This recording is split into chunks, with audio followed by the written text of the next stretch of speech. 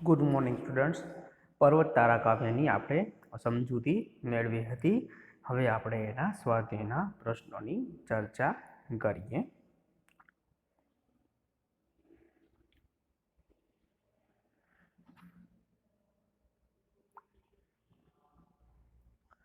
પહેલા જોઈએ શબ્દ સમજૂતી. ખંભા તો ખભા, ખંભા તો ખભા. શોલ્ડર. સરોવર તો કુદરતી રીતે બનાવેલું સરોવર અથવા તળાવ.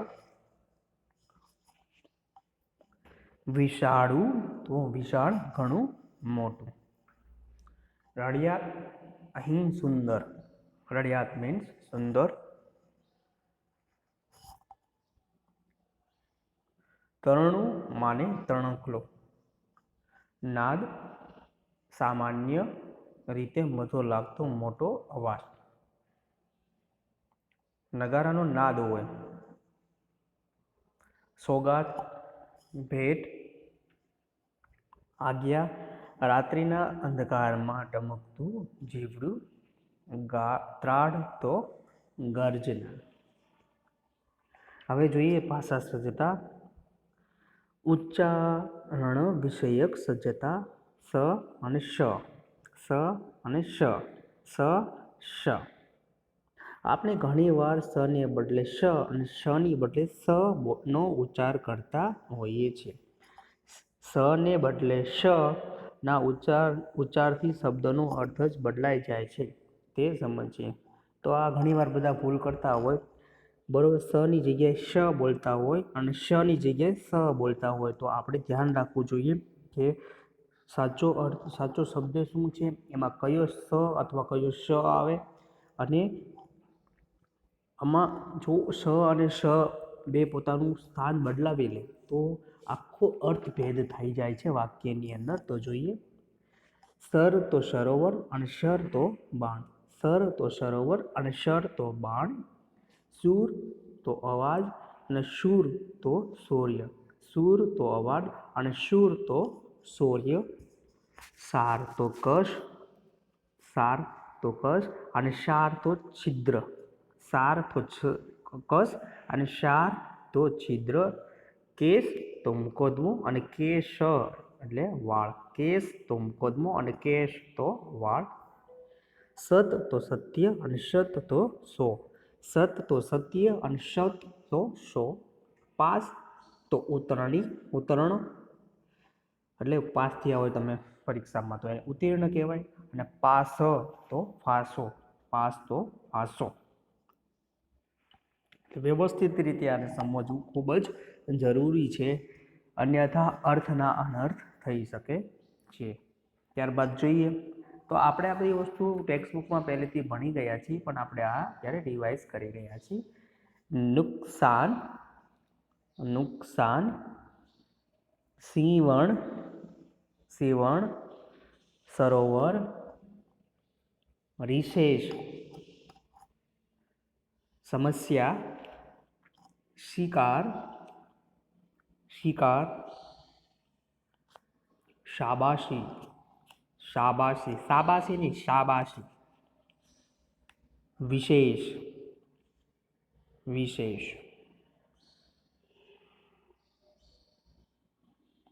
હવે આવે છે સ્વાધ્યાય. યાદ રાખજો, પ્રશ્ન આના જેવા હોઈ શકે. ટેક્સ્ટબુકમાંથી પણ ડાયરેક્ટ પ્રશ્ન મીન્સ કે જે આપણું કન્ટેન્ટ છે એ કન્ટેન્ટમાંથી પણ ડાયરેક્ટ પ્રશ્ન પૂછાઈ શકે. તમારે વ્યવસ્થિત એની તૈયારી કરવાની રહેશે, જેના થકી કોઈ પણ જગ્યાએથી પ્રશ્ન પૂછાય તો તમે સારા માર્ક્સ મેળવી શકો. તો પ્રશ્ન 1. કવિ પ્રકૃતિમાં કોના દર્શન કરે છે? કવિ પ્રકૃતિમાં કોના દર્શન કરે છે? કોના દર્શન કરે છે પ્રકૃતિમાં કવિ? જવાબ આપો જે બધાએ. કવિ પ્રકૃતિમાં ઈશ્વરના દર્શન કરે છે. કવિ પ્રકૃતિમાં ઈશ્વરના દર્શન કરે છે. એટલે કવિને એ પ્રકૃતિના બધા જ તત્વોમાં ઈશ્વર દેખાય છે.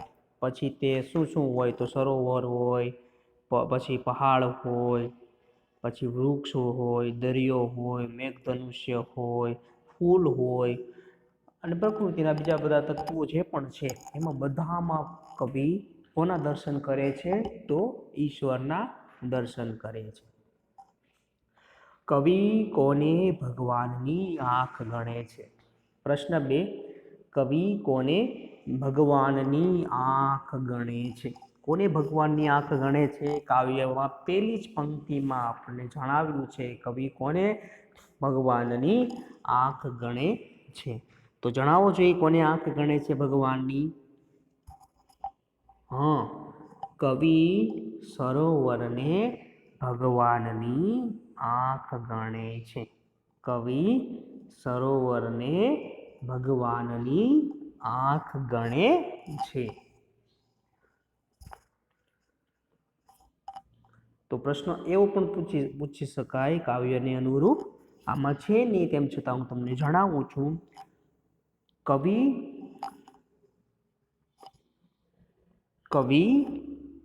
પર્વતને શું સમજે છે? અથવા કવિ પર્વતને શું ગણે છે? તો આપણે એ પણ તૈયારી રાખવાની કે કવિ પર્વતને ઈશ્વરના પહોળા ખંભા કહે છે. કવિ પર્વતને ઈશ્વરના પહોળા ખંભા કહે છે. એટલે તમારે મેન્ટલી બે રીતે પ્રિપેર રહેવાનું. કાવ્યના પ્રશ્નોને અનુરૂપ એટલે કન્ટેન્ટના પ્રશ્નો જેટલા છે એમાંથી જેટલા નીકળતા હોય એ પ્રશ્ન બધા જોઈ લેવા. અને સ્વાધ્યાયના પ્રશ્ન તો સ્વાભાવિક છે કે તમે આમાં પણ જોશો અને તમે વર્કબુકમાં પણ કરેલા છે, અને સમય મળશે તો હજી આપણે એકચુઅલી વર્કબુકમાં પણ કરશું બધા પ્રશ્નો રિવાઇઝ. ત્યારબાદ પ્રશ્ન 3, ઈશ્વર સંતા કુકડી ક્યાં રમી રહ્યો છે? ઈશ્વર સંતા કુકડી ક્યાં રમી રહ્યો છે? તો બીજી જ પંક્તિમાં કવિ જણાવે છે, દરિયો તારું દિલ વિશાળું, વૃક્ષો તારી વાત, મેઘ ધનુષ્યના રંગોમાં તું રમી રહ્યો રળિયાટ. તમે એક વખત જો કાવ્યને વ્યવસ્થિત વાંચી જાઓ, કાવ્યના રાગને સમજી જાઓ, કાવ્ય આખું તમને ગાતા આવડતું હોય તો તમે કોઈ પણ પ્રશ્નના જવાબ આપી શકો છો. તો અહીંયા જણાવે છે કવિ, દરિયો તારું દિલ વિશાળું, વૃક્ષો તારી વાત, મેઘ ધનુષ્યના રંગોમાં તું રમી રહ્યો રળિયાટ. તો આપણો પ્રશ્ન શું છે? ઈશ્વર સંતા કુકડી ક્યાં રમી રહ્યા? ઈશ્વર સંતા કુકડી ક્યાં રમી રહ્યા છે? તો ઈશ્વર સંતા કુકડી ક્યાં રમી રહ્યા છે? મેઘ ધનુષ્યના રંગોની અંદર ઈશ્વર સંતા કુકડી રમી રહ્યા છે. ઈશ્વર મેઘ ધનુષ્યના રંગોમાં સંતા કુકડી રમી રહ્યા છે. ત્યારબાદ પ્રશ્ન 4, એટલે મારું કહેવાનું એ કે તમે માત્ર કાવ્યની પંક્તિઓને સમજો. જેથી પંક્તિઓ પૂર્ણ કરો એવો પ્રશ્ન પૂછાય તો પણ તમે એનો જવાબ આપી શકો. પંક્તિનો ભાવાર્થ સમજાવો એવો પ્રશ્ન પૂછાય તો પણ તમે એનો જવાબ આપી શકો છો. પંક્તિનો ભાવાર્થ પૂછાય તો પણ તમે એનો જવાબ આપી શકો છો. એટલે તમે વ્યવસ્થિત તૈયારી કરીને રાખજો, જેથી કરીને તમે સારામાં સારા માર્ક્સ મેળવી શકો. તો હવે આવે છે પ્રશ્ન 4. પ્રશ્ન 4, ઈશ્વર કયા સ્વરૂપે સોગાદ આપે છે? ઈશ્વર કયા સ્વરૂપે સોગાદ આપે છે? તો એના પછીની પંક્તિ વાંચો, તું તરણાનો તારણહાર, ઝરણાનો તું નાદ, ફૂલ ફૂલની રંગ સુગંધે તારી છે સોગાદ. કવિ જણાવે છે, તું તરણાનો તારણહાર, ઝરણાનો તું નાદ, ફૂલ ફૂલની રંગ સુગંધે તારી છે સોગાદ. એટલે સોગાદ મેચ થયું પંક્તિની અંદર. તો જોઈએ એમાં શું લખેલું છે? ફૂલ ફૂલની રંગ સુગંધે તારી છે સોગાદ. કે ઈશ્વર, તો આપણે આનો જવાબ આપી શકીએ, ઈશ્વરે ફૂલ ફૂલમાં રંગ અને સુગંધ આપી આપણને સોગાદ આપી છે. એવું વાક્ય, એવો જવાબ બને કે ન બને? તો આપણે જણાવીએ, ઈશ્વરે ફૂલમાં રંગ અને સુગંધ સ્વરૂપે સોગાદ આપે છે. ઈશ્વર ફૂલમાં રંગ અને સુગંધ સ્વરૂપે સોગાદ આપે છે. આવો જવાબ બને. બરાબર? ઈશ્વર ફૂલમાં રંગ અને સુગંધ સ્વરૂપે સોગાદ આપે છે. ત્યારબાદ પ્રશ્ન 5. હોડીને કોણ હંકારતું હશે? હોડીને કોણ હંકારતું હશે? છેલ્લી પંક્તિ વાંચો. અજવાળાના કાંઠા વચ્ચે અંધારાની નદી વહે. અજવાળાના કાંઠા વચ્ચે અંધારાની નદી વહે. એમાં મારી હોડીને કોણ હંકારે તું જ કહે. એમાં મારી હોડીને આ કોણ હંકારે તું જ કહે. તો હોડી, કવિ કઈ હોડી લઈને કઈ સરોવરમાં અથવા દરિયામાં અથવા નદીમાં નીકળી નહોતો. અહીંયા હોડીને કવિ પોતાના જીવન સાથે, હોડી શબ્દ દ્વારા કવિ પોતાના જીવનને જણાવે છે કે મારા જીવનને કોણ ચલાવશે, તો મારા જીવનને કોણ ચલાવશે. એટલે હોડી એટલે અહીંયા કોણ? હોડી એટલે જીવન. હોડી મીન્સ આપણે અહીંયા જીવન લેવાનું છે. અને પ્રશ્નનો જવાબ શું આવે? તો હોડીને કોણ હંકારતું હોય છે? તો સમગ્ર બધાનું જીવન, આપણા બધાનું જીવન કોના થકી છે? આપણું જીવન કોણ ચલાવે છે? સ્વાભાવિક છે, ઈશ્વર ચલાવે છે. તો આપણે જવાબ આપશું આમાં હોડીને કોણ હંકારતું હશે? તો હોડીને ઈશ્વર હંકારતા હશે, અથવા હોડીને ઈશ્વર હંકારતા હશે. આવો એનો જવાબ આપ. તો કાવ્ય પંક્તિઓ તમે વ્યવસ્થિત વાંચી હોય, એને વ્યવસ્થિત સમજ્યા હોય તો કોઈ પણ પ્રશ્ન ગમે ત્યાંથી પૂછાય તો પણ તમે એનો જવાબ આપી શકો ખરા. ફરીવાર બધા પ્રશ્ન જોઈ લઈએ. કવિ પ્રકૃતિમાં કોના દર્શન કરે છે? તો કવિ પ્રકૃતિમાં ઈશ્વરના દર્શન કરે છે. કવિ કોને ભગવાનની આંખ ગણે છે? કવિ સરોવરને ભગવાનની આંખ ગણે છે. ઈશ્વર સંતાકુકડી ક્યાં રમી રહ્યો છે? તો ઈશ્વર મેઘધનુષ્યના રંગોમાં સંતાકુકડી રમી રહ્યો છે. ઈશ્વર કયા સ્વરૂપે સુગાદ આપે છે? તો ઈશ્વર ફૂલમાં રંગ અને સુગંધ સ્વરૂપે સોગાદ આપે છે. હોડીને કોણ હંકારતું હશે? તો હોડીને ઈશ્વર હંકારતા હશે. તો પ્રશ્ન 1 કમ્પ્લીટ. હવે જઈએ આપણે પ્રશ્ન 2 તરફ. પ્રશ્ન 2, નીચેની પંક્તિ સમજાવો. આવા પ્રશ્ન એક્ઝામની અંદર પણ આવી શકશે અને આવશે જ, એટલે તમારે તૈયારી રાખવી. આ પ્રશ્ન આપણે આપણી સ્કૂલ એક્ઝામની અંદર પણ પૂછો તો સેમેસ્ટર એક્ઝામની અંદર પણ હોઈ શકે ખરા. રાડ ત્રાડની લાડની સાથે મોર પીંછનો સૂર, સંતા કુકડી રમતો રહે નજીક ને દૂર. કે હે ઈશ્વર, તમારી રાડ ત્રાડ અને લાડની સાથે તમારો મધુર સુર અમને સંભળાઈ રહ્યો છે. કે હે ઈશ્વર, તમારી રાડ ત્રાડ અને લાડની સાથે તમારો મોરપીંછ જેવો, જે મોરપીંછ મીન્સ ખાલી મોરપીંછ કેવું સુંદર દેખાય છે, એવો સુંદર સુમધુર અવાજ અમને સંભળાઈ રહ્યો છે. સંતા કુકડી રમતો રહે નજીક ને દૂર. હે ઈશ્વર, તમે અમારા, ક્યારેક અમને એવું લાગે છે ક્યારેક તમે અમારા સૌથી નજીક છો, ક્યારેક અમને લાગે છે કે તમે અમારાથી બહુ દૂર છો. તમે કેમ અમારી સાથે સંતા કુકડી રમતા હોય એવું અમને લાગે છે. તો આવી રીતે એ પંક્તિ છે, પંક્તિ તમારે સમજાવવાની છે.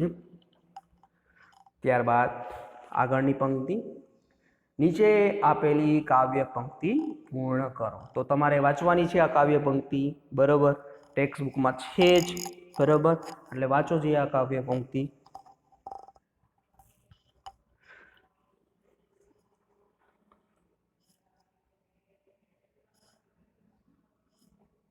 બધાએ વાંચવાની છે ભમરા સુધી.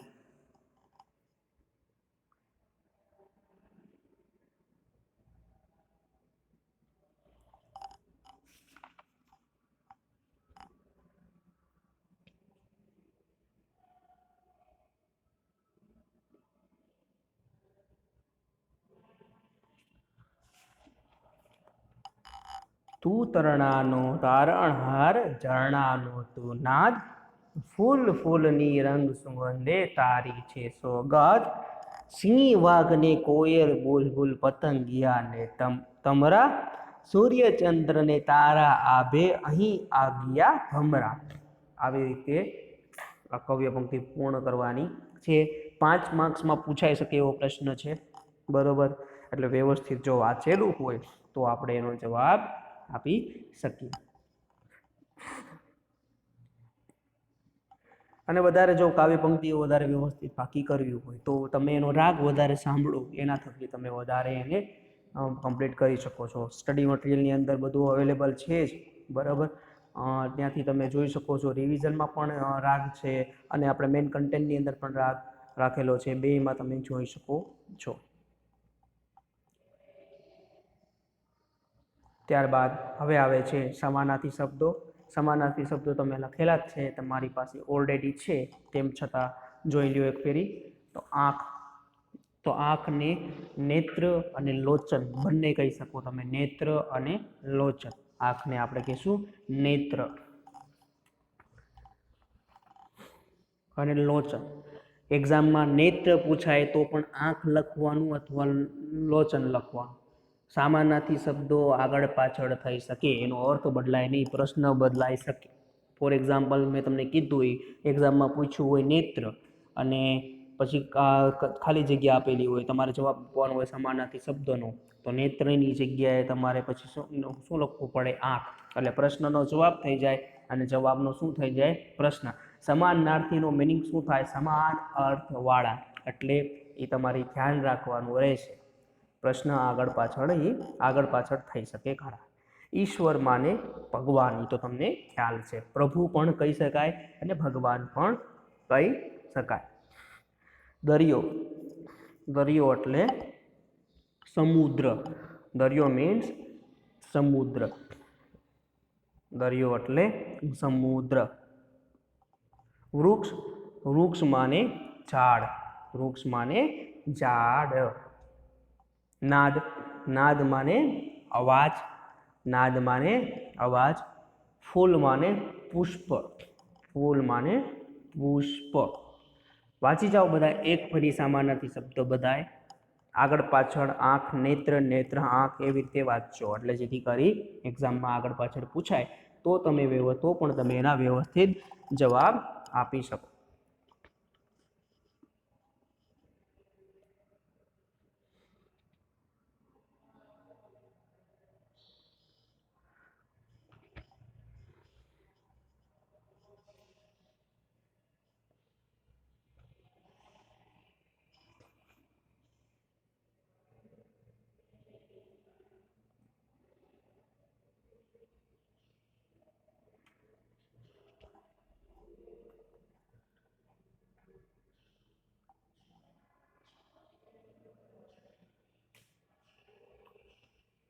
ત્યારબાદ આગળ વધીએ. નીચેના શબ્દનો વિરોધાર્થી શબ્દ આપો.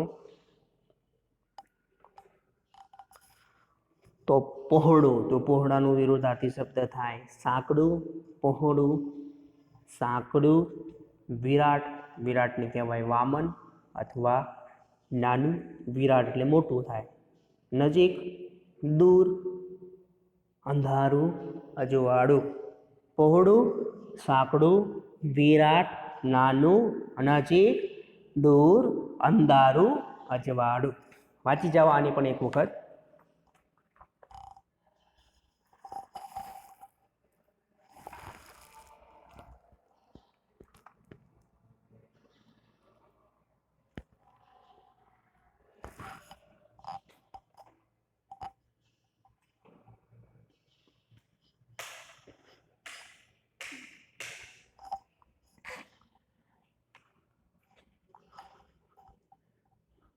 વાંચી લીધું?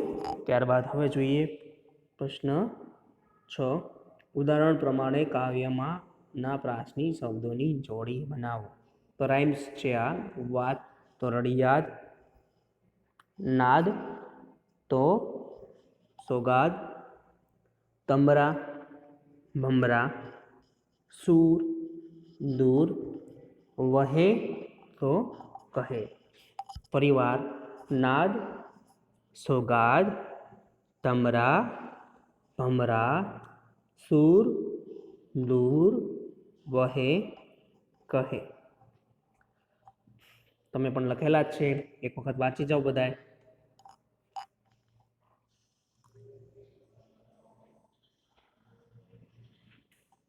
વાંચી જાઓ બધાય. ટેક્સ્ટ બુક ખોલીને બેઠા છો ને બધાય?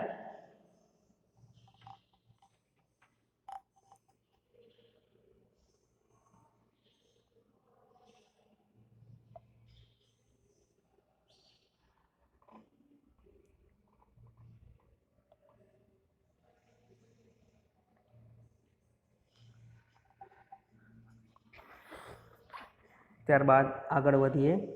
સ અને શ થી બનતા ચાર શબ્દો લખી અર્થભેદ દર્શાવો. સ અને શ એ ભૂલાય નહીં, ધ્યાન રાખજો. તો અહીંયા સાપ તો સર્પ અને શાપ તો બદુઆ. સાપ અને શાપ બોલવામાં સાવ અલગ લાગે, પણ તમે બે વસ્તુ સાથે બોલો છો. આને પણ સાપ કહો છો ને ઓલાને પણ સાપ. તો સાપ અને શાપ અલગ અલગ થાય. તો એવી રીતે આપણે બનાવીએ. શાખ તો આબરૂ, શાખ તો આબરૂ ને શાખ અને શાખ. તો શાખ એટલે આબરૂ થાય અને શાખ એટલે ઝાડ ઉપરનું પાકેલું ફળ. ત્યારબાદ સમ એટલે શાંત થવું અને સમ એટલે સોગંદ. સમ એટલે શાંત થવું અને સમ એટલે સોગંદ. ત્યારબાદ રાસ એટલે દોરડું થાય અને રાસ એટલે સસલાનો સ, રાસ ગરબા, રાસમાન ગરબા. શરત એટલે હાડ અને શરત એટલે ધ્યાન. શરત એટલે હાડ અને શરત એટલે ધ્યાન. જો આવા અર્થભેદ એક્ઝામની અંદર આવી શકે ખરા, એટલે ધ્યાન રાખવું તમારે. અથવા ઉચ્ચારણની દ્રષ્ટિએ પૂછાય કે ખાલી જગ્યામાં કયો સ આવશે અને બે સ આપેલા હોય, સો અને શ, તો એમાં તમારે વ્યવસ્થિત ધ્યાન રાખવું પડશે.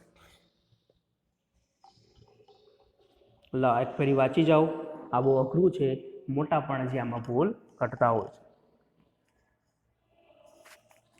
પણ નાનેથી તમે અત્યારથી વ્યવસ્થિત જોવો તો આગળ જતા તમારે આમાં ભૂલ ના પડે.